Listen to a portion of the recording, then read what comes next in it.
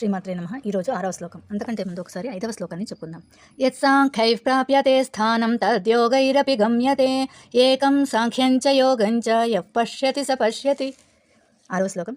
సన్యాసస్తు మహాబాహో దుఃఖమాప్తుమయో గతః యోగయుక్తో మునిర్బ్రహ్మ న చిరేణాధిగచ్చతి.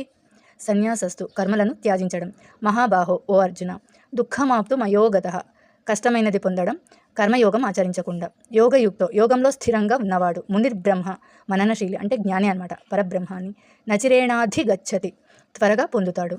ఓ అర్జున, కర్మయోగం ఆచరించకుండా కేవలం కర్మ సన్యాసాన్ని అనుసరించడం చాలా కష్టమైనది. కానీ కర్మయోగంలో స్థిరంగా ఉన్న మననశీలి త్వరలోనే పరబ్రహ్మాన్ని పొందుతాడు. అంటే ఈ శ్లోకం ద్వారా శ్రీకృష్ణుడు కర్మయోగం ద్వారా మనస్సును శుద్ధి చేసుకుని ఆ తర్వాత జ్ఞానాన్ని పొందడం సులభమని బోధిస్తున్నాడు.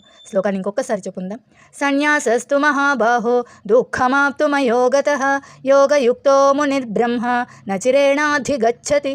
7వ శ్లోకం రేపు చెప్పుకుందాం.